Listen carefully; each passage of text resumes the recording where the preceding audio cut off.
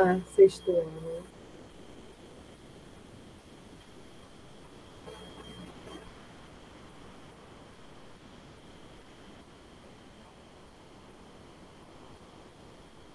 Olá, sexto ano. Hoje eu trago para vocês mais uma aula de redação, no livro de produção de texto, ok? Vamos dar uma olhadinha na apresentação. Nós paramos na página 19, tá? Lá no número 2.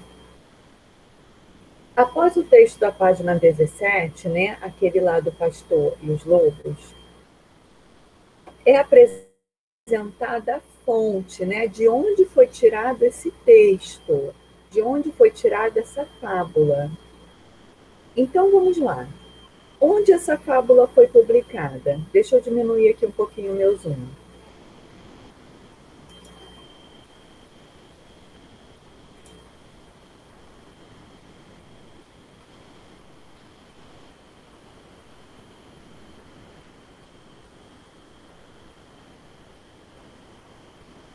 Voltando aqui um pouquinho, tá?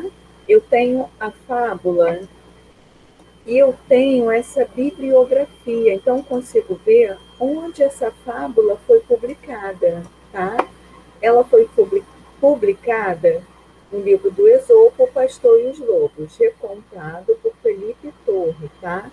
E ela está disponível em um site, ok? Então a pergunta é o seguinte: onde essa fábula está disponível?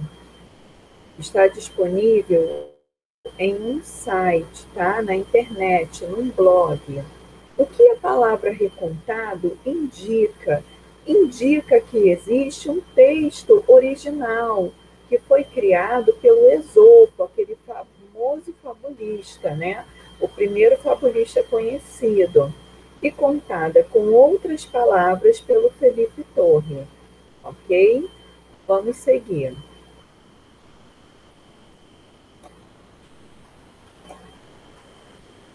Lá na página 20, eu tenho um texto, tá? Com o início de sua formação, as diferentes sociedades não dominavam a escrita. Essas narrativas eram transmitidas de boca a boca, sem o apoio do registro escrito. Então, elas eram apenas, só um minutinho, contadas oralmente, tá? Porque essas sociedades não dominavam a escrita. Essas narrativas eram transmitidas boca a boca. Sem o apoio do registro escrito, essa forma de transmissão exigia que a memória dos contadores fosse cultivada com a finalidade de garantir a manutenção do núcleo da narrativa, ou seja, o que a narrativa tinha de fato de importante, já que a cada vez que era contada, ocorriam modificações, acrescentavam-se ou subtraíam-se elementos e as palavras usadas eram forçosamente modificadas para garantir que, nas sucessivas interações, os diferentes públicos pudessem entender, só um minutinho, o que se contava. Ainda hoje, há grupos sociais que reservam um lugar especial para a tradição e para as narrativas orais, né? São pessoas que gostam de contar histórias, tá? O fato de serem produtos da tradição não conserva a narrativa sempre iguais. Há inúmeros fatores históricos que implicam em mudanças. Só um minutinho. Todos relacionados com a situação de interação que elas são contadas. É desse aspecto mutável das narrativas tradicionais que surge o conhecido ditado: quem conta o conto aumenta um ponto. Ou seja, cada um vai contar a história da maneira que a interpreta, que a vivencia, de acordo com os seus valores, tá bom? E sempre vai aumentar um pouquinho. Com a oralidade, né, com a fala, como a oralidade influencia as diferentes versões de uma mesma fábula. Bom, se quem conta o conto aumenta um pouco, essas fábulas sempre vão sofrer mudanças ao serem contadas de uma pessoa para outra, tá bom? Por isso que existem diferentes versões de uma mesma fábula. Eu não sei se vocês já perceberam, tá? Que uma mesma fábula ela pode ter diferentes versões. Qual é o ensinamento transmitido pelo texto lido na página 17, né? O pastor e os lobos? A gente viu que mesmo quando um mentiroso conta a verdade, ninguém acredita mais nele, porque ele já foi taxado de mentiroso, tá bom? Vocês sabem o que é provérbio? É uma frase curta de origem popular que sintetiza, resume um conceito a respeito da realidade ou uma regra social ou moral. As pessoas mais velhas gostam muito de usar, né, os ditados populares, os provérbios. A moral de uma fábula pode aparecer, às vezes, sob a forma de um provérbio. Assinale o provérbio a seguir, que comunica um ensinamento semelhante ao ao da moral da fábula O Pastor e os Lobos. Então é esse aqui, ó. Na boca do mentiroso, o certo se faz duvidoso. Bom? E o tempo e o espaço na narrativa? Se referem ao momento e ao lugar, né, que a história ocorre. Então, na fábula O Pastor e o Lobo, há indicações de tempo e espaço, tá? Esse recurso atribui ao gênero um caráter atemporal, ou seja, não é algo tão preciso. Ah, aconteceu no dia 30 de agosto de 2001.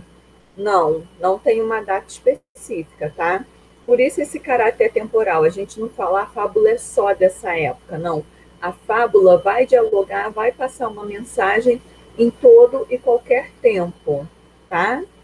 Pois seus ensinamentos possuem valor em qualquer época. Na fábula O Pastor e os Lobos, que expressão é utilizada para indicar quando a história ocorre? O tempo é indicado pela expressão certo dia, tá? Mas não é um dia preciso. E o espaço ocorre em um topo de uma montanha, ok? Vamos seguir. Vamos falar um pouquinho a respeito dos personagens num texto narrativo, né? Os personagens também são um elemento importante nas narrativas, pois cabe a eles a realização das ações. Conheça a seguir a classificação dos personagens, de acordo com o papel que desempenham na narrativa. Personagem principal é o que a gente conhece de protagonista, tá? É aquele que faz o papel principal da história. E é em torno dele que as ações dessa história vão se desenvolver. O personagem principal também, mas é conhecido como antagonista. Ele vai se opor ao comportamento do protagonista, tá? Ele age contra o protagonista, dificultando seus planos, né? Muitos dos obstáculos da trama são criados pelos antagonistas, né? É aquela história lá do vilão ficar sempre criando um problema para o mocinho não conseguir ver a verdade, né? Em muitas novelas, por exemplo, que vai voltar Amor de Mãe, essa personagem não consegue achar esse filho, né? Por causa do antagonista que vive criando esses obstáculos. Personagem secundário é aquele que tem menor participação na narrativa, tá? Então, pode ser um irmão, um primo do personagem, mas alguém que tenha um cunhado, um papel menor, tá bom? Dito isso, quem são os personagens da fábula lida na página 17? Foi o que nós vimos, né? É o pastor e o lobo. Bom, o lobo e os moradores da aldeia. Mas quem é o protagonista? Quem é o personagem secundário? O protagonista é o pastor, né? As ações da história ocorrem ao seu redor e os secundários são os moradores. Bom, outra característica muito importante da narrativa, gente, é o narrador. É quem conta essa história, tá? E ele pode ser classificado como narrador observador, aquele que apenas conta e observa a história. Ele não participa da história, tá? Ele só conta os acontecimentos, tá bom? Já o narrador personagem, o nome já diz, narrador personagem. Ele participa da história, podendo inclusive ser o protagonista, tá? Ou o antagonista. Ainda um personagem secundário, tá? Mas ele está na história. Isso é importante. Ele participa e conta esta história, tá bom? Na fábula lida, o narrador é um narrador personagem ou um narrador observador? É um narrador observador.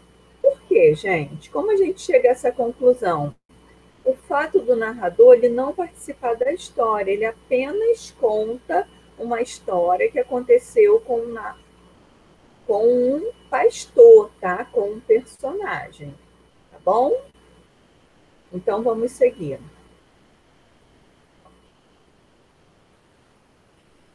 Marque nos quadrinhos P para o trecho que se refere à fala do personagem e N para o trecho que se refere à voz do narrador.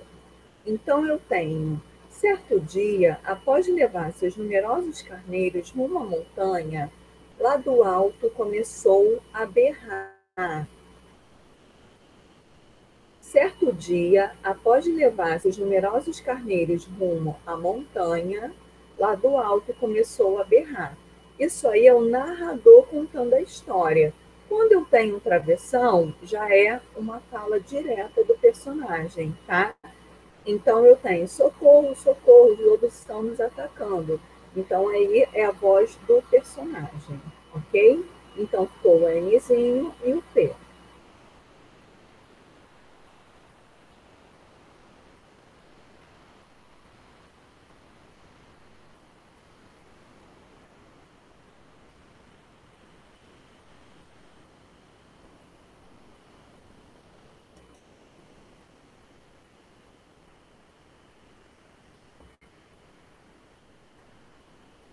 Só um minutinho, acabou passando demais.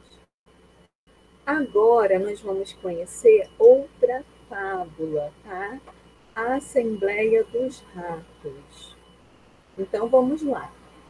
Certa vez, os ratos reuniram-se em assembleia para encontrar um jeito de se livrar das garras do gato que morava na vizinhança. Foram muitas as propostas, mas nenhuma parecia resolver o problema. Até que uma ratazana esperta teve a ideia: e se nós amarrássemos um sino no pescoço do gato? Quando ele estiver se aproximando, nós ouviremos o sino e fugiremos a tempo. A proposta foi aplaudidíssima por todos os presentes. Muito bem, agora só resta escolher quem dentre nós vai amarrar o sino no pescoço do gato. Os ratos foram saindo de fininho, com as desculpas mais esfarrapadas. Eu não sei dar laço.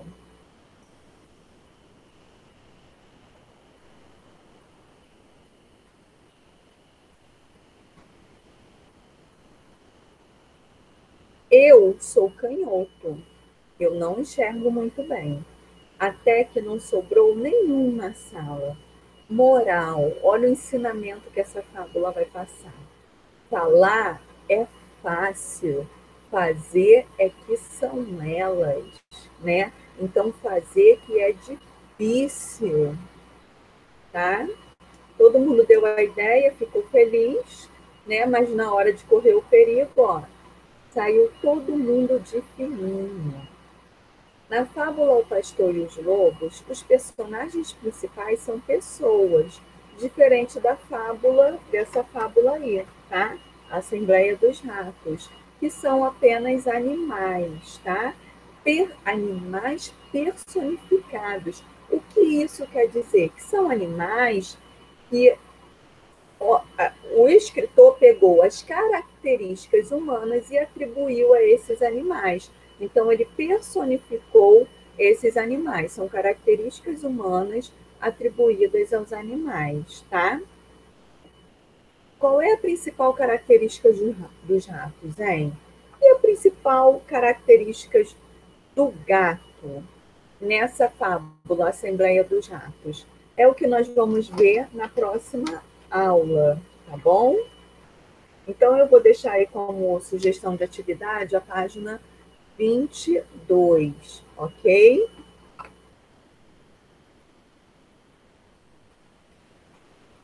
Falamos bastante coisas desse gênero fábula já, bom? Então, vamos dar continuidade. Eu agradeço pela atenção de vocês. Até a próxima aula. Tchau, tchau.